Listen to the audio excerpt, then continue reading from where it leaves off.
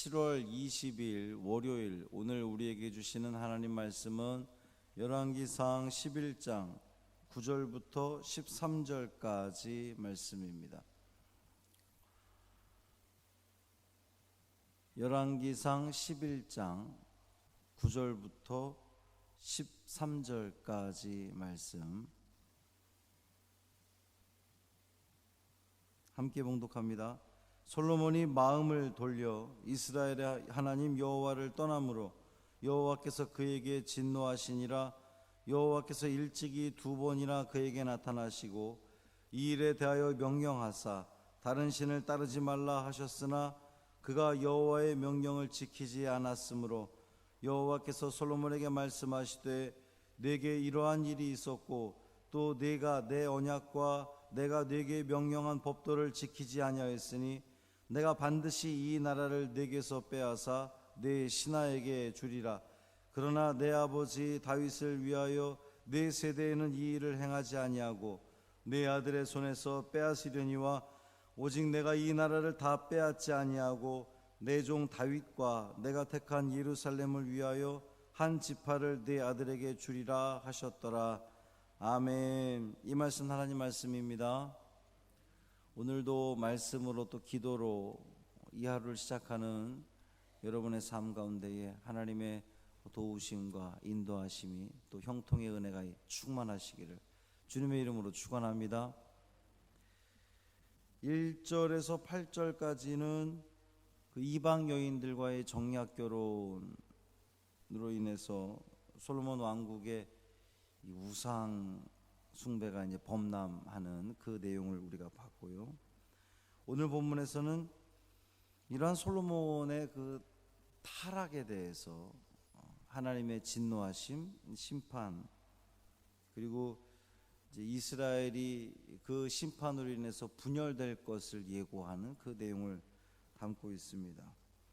이스라엘 나라가 이 통일왕국을 이루었다가 이제 각 지파로 그 분열됐다고 볼 수는 없지만 어쨌든 각 지파로는 다 나눠져 있다가 이것이 하나의 왕국으로 딱 완성이 돼서 다윗 또 솔로몬에 이르기까지 그 부강한 나라를 이루다가 나라가 찢어지는 거예요. 나라가 남북으로 남유다 북이스라엘로 찢어지는 그 이유가 어디 있느냐?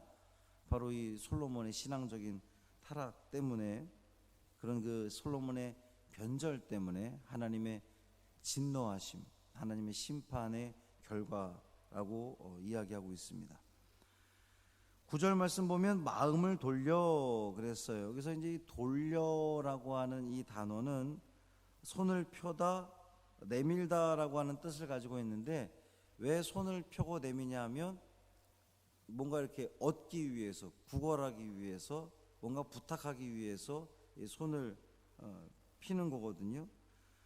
그리고 또 이 돌려에는 마음을 기울이다, 피하다, 이런 뜻을 가지고 있습니다. 이것을 다 종합적으로 엮어보면 솔로몬이 하나님을 반역하고 다른 이방 신들을 쫓아가서 그것들을 의지하고 그것들에게 도움을 요청하고 그것들에게 엎드리고, 이 모든 것들이 하나님께로 향해 있던 그 모든 것들이 구부러지고 틀어지고 어긋나서 이 솔로몬이 하나님을 결국에는 그 거슬렀다, 마음을 돌렸다라고 하는 의미로 우리는 읽어야 됩니다. 또 이 단어에는, 그 돌려라고 하는 단어에는 실족하다, 미혹하다, 그릇되다, 이런 뜻을 가지고 있어요. 그러니까 이게 도덕적인 측면에서도 변절, 배신, 이러한 의미를 가지고 있습니다. 그러니까 솔로몬이 하나님을 배신한 거죠. 하나님을 배반했습니다. 하나님을 떠났습니다. 그의 마음이 하나님께로 향했던 그의 마음이 우상에게로, 이방 신들에게로 완전히 기울어졌음을 나타내는 겁니다. 뿐만 아니라 아주 그 성군으로서의 이 그 추앙받고 인정받던 그 모든 모습들에서 완전히 구부러졌음을, 틀어졌음을 나타내는 그러한 단어가 이 마음을 돌려라고 하는 단어예요. 솔로몬이 처음에는 이방 그 왕비들의 이 신을 섬기는 것, 제사하는 것에 대해서 그냥 허용하고 좀 약간 수동적이죠. 아유 그래 해 괜찮아 이 정도였는데 이제는 아예 마음이 돌아갔어요. 그냥 하나님으로부터 마음이 떠났다는 겁니다. 적극적으로 하나님을 배신하고 있는 그러한 모습을 보게 됩니다. 그러니까 하나님께서 솔로몬에게 화가 나신 이유는, 진노하신 이유는 솔로몬이 어떤 실수가 아니라 아예 적극적으로 또 고의적으로 하나님을 떠났기 때문에 하나님께서 그만큼 화가 나셨다, 진노하셨다라고 하는 거예요. 왜 하나님께서 이렇게 화가 나셨냐? 솔로몬이 하나님으로부터 마음이 떠나는 것이 어떻게 무엇으로 증명이 되느냐? 하나님의 계명을 더 이상 지키지 않는다는 겁니다. 하나님이 이미 2번이나 나타나셔서 솔로몬에게 복을 내려주셨고 지혜를 더해 주셨고 그 모든 그 이외의 것들까지도 다 허락하셨는데 그럼에도 불구하고 솔로몬은 하나님의 이 말씀을 그 당시엔 잘 지켰지만 말씀을 어기고 말씀을 떠남으로 말미암아 멸망의 길로 지금 솔로몬은 치닫고 있는 그런 모습입니다. 하나님은 솔로몬에게 충분한 은혜를 주셨죠. 물론 솔로몬이 너무나 잘했고 또 하나님을 잘 섬겼고 지혜를 구하는 그런 겸손의 모습을 보였기 때문이지만 솔로몬이 많은 것을 얻게 되고 누리게 되면서 그의 마음이 바뀌어 버린 거예요. 더 이상 겸손하지 않게 된 겁니다. 교만하게 된 거고요. 하나님이 없이도 내가 이렇게 정치를 잘해서 이방 나라 이웃들 나라들과 이런 외교적인 관계를 잘해서 내가 이만큼 부강한 나라가 되었다라고 하는 그 교만한 마음이 솔로몬에게 들어가서 더 이상 하나님의 말씀을 계명을 지키지 않게 되었다는 거죠. 불순종했다는 겁니다. 하나님의 진노가 어떻게 나타납니까? 반드시 이 나라를 내게서 빼앗아 내 신하에게 주리라. 하나님의 진노는 빼앗는 겁니다. 오늘을 살아가는 우리도 마찬가지예요. 우리가 하나님을 잘 섬긴다고 우리가 또 얼마나 우리가 다혈질입니까? 좀 은혜를 받은 것 같으면 감사합니다 이러고 새벽에도 나오고 하나님께 뭔가 잘하는 것 같아요. 근데 조금만 문제가 생기거나 혹은 그것이 더 과해지거나 하면 어느새 교만해져서 우리의 신앙이 구부러지고 나태해지고 느슨해지고 그래서 하나님의 그 명령에 온전히 순종하지 못하는 그 모습으로 가게 되면 하나님께서 빼앗는다는 겁니다. 그동안 누렸던 것을 빼앗는다는 거예요. 빼앗아서 누구에게 준다는 겁니까? 내 신하에게 주리라 그랬어요. 여기서 내 신하는 여로보암을 의미하는 거죠. 그러니까 솔로몬의 아들 르호보암이 왕이 즉위를 하긴 하지만 이 북이스라엘의 여로보암이 북쪽 지파들을 연합해서 사실은 그 민중들을 대표해서 솔로몬에게 르호보암에게 찾아와서 우리 백성들을 잘 좀 사랑으로 다스려 달라고 요청했지만 르호보암이 그것을 거절하게 되면서 나라가 갈라지게 되잖아요. 사실 르호보암이 거절해서 나라가 갈라졌지만 그 직접적인 원인, 그 원래의 원인은 누구에게 있느냐? 바로 솔로몬에게 있었다는 겁니다. 솔로몬이 더 이상 하나님을 온전히 섬기지 않으므로 하나님의 진노하심 가운데에 이 나라가 갈라지게 되는, 분열되게 되는 그러한 그 역사가 일어나게 된다는 거죠. 이 솔로몬에게 베풀었던 은혜를 빼앗아서, 나라를 빼앗아서 그의 신하에게 주는 것은 우리가 이미 한번 경험을 했어요. 사울 왕에게서 경험을 했죠. 하나님께서 이 사무엘의 그 찢어진 옷을 통하여서 사울에게 알려주셨잖아요. 너의 나라가 빼앗아서 사울 이 그 가계를 통하여서 그 왕위가 이어지는 것이 아니라 빼앗아서 다윗에게 줬잖아요. 마찬가지로 이제 이게 다윗, 솔로몬, 그 르호보암 또 이 쭉 그 왕의 계보를 이어가야 되는데 하나님께서 그것을 빼앗아서 너의 신하에게 주리라. 그리고 그것은 실제로 이루어지게 됩니다. 이러한 하나님의 선언을 들었을 때에 만약에 솔로몬이 아이고 하나님 잘못했습니다, 내가 회개합니다 라고 하나님 앞에 납작 엎드려 돌이켰다면 어땠을까? 우리 하나님은 긍휼이 풍성하신, 자비가 풍성하신 우리 하나님은 분명히 용서하셨을 겁니다. 그런데 하나님의 경고가 있었음에도 불구하고 하나님 오늘 본문에도 말씀하시잖아요.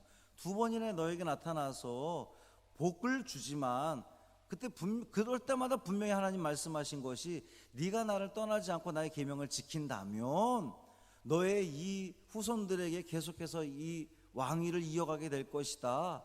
그런데 그 지킨다면을 지키지 않음으로 말미암아, 하나님의 계명을 지키지 않음으로 말미암아 하나님의 은혜가 솔로몬으로부터 떠나게 되는 그러한 일이 생기고 마는 거죠. 그런데 그 심판은 당장 이루어지지 않는다는 겁니다. 좀 의아하죠? 하나님의 심판이 당장 이루어지지 않는다는 거예요. 솔로몬의 공로 때문입니까? 아니라는 거죠. 그 아버지 다윗의 믿음과 신앙 때문에 내가 너의 때에는 이 심판을 행하지 않겠다, 하나님은 약속합니다. 심판을 13절 말씀 보면 심판을 시행하더라도 다윗의 종 당신의 종 다윗과 예루살렘을 위하여 한 지파만은 솔로몬의 아들에게 남겨주실 것을 밝히고 있습니다. 그 한 지파가 유다 지파를 의미하는 거죠. 왜 하필 유다 지파만 그러면 남겨두느냐? 야곱의 축복이 있었죠. 그 야곱의 축복이 유다에게 그 큰 복을 내리는 그 야곱의 축복의 기도가 있었는데 바로 그것을 시행하는 하나님의 모습을 봅니다. 뿐만 아니라 하나님께서는 화가 나셔서 다 진멸할 것 같은데 이만큼 남겨놓으시는 거예요. 그 마지막 기회를 남겨두시는 겁니다. 그리고 그 마지막 이만큼 남겨둔 그 역사, 그 하나님의 그 은혜와 자비하심을 통하여서 이스라엘 역사가 완전히 끝나버리는 것이 아니라 유지가 되고 결국 예수 그리스도를 통해서 회복되어지는 그러한 은혜까지 이루어지죠. 하나님은 오늘도 우리를 기다리고 계십니다. 우리가 돌아오기를 바라고 우리가 회개하기를 기다리고 계십니다. 끝까지 기다리는 그 아버지의 마음으로, 아버지의 심정으로 하나님은 우리를 기다리고 계십니다. 우리가 혹시 우리의 마음이 세상을 향해 가 있다면 얼른 돌이켜서 하나님께로 돌아가는 믿음의 성도들 되기를 주님의 이름으로 축원합니다. 하나님은 솔로몬에게 두 번이나 나타나셔서, 그리고 오늘 본문까지 세 번이나 나타나셔서 솔로몬에게 계속해서 경고하시고 이야기하시고 어떻게 보면 설득하게 하시고 또 약속을 주시는 그런 하나님 모습을 보는데, 오늘도 우리에게 하나님은 기회를 주시는 거예요.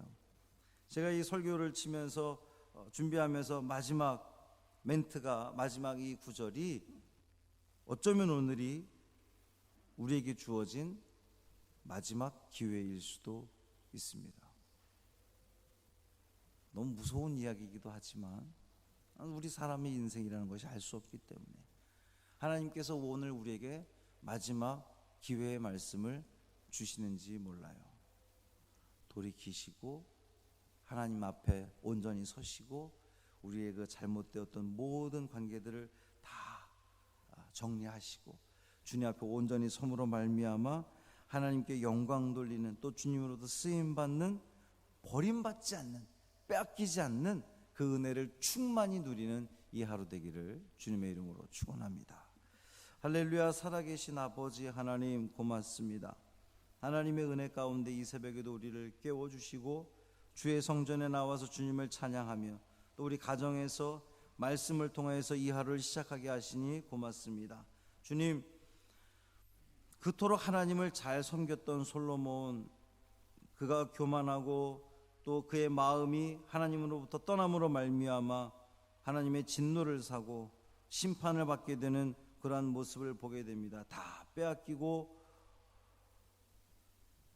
나라가 분열되는 그러한 역사까지도 우리가 보게 됩니다. 주님, 오늘을 살아가는 우리도 혹시 우리의 마음의 중심이 하나님으로부터 벗어나 있는 것은 아닌지 돌아보게 하여 주옵소서. 우리의 신앙이 구부러져 있는 것은 아닌지 돌아보게 하여 주옵소서. 곧게 펴게 하시고 곧게 하나님을 바라보게 하시고 곧게 우리의 삶을 온전히 걸어감으로 말미암아 우리 하나님으로부터 진노함 받는 것이 아니라 칭찬받고 인정받으며 그 모든 은혜를 누리는 우리 믿음의 성도들 되게 하여 주옵소서. 이 하루를 주님과 동행하기를 간절히 원합니다. 매 순간순간마다 하나님을 찾게 하시고 묻게 하시고 또 그 뜻에 순종하며 살아가는 믿음의 성도들 되게 하여 주옵소서. 우리 주 예수 그리스도의 이름으로 간절히 축복하며 기도합니다.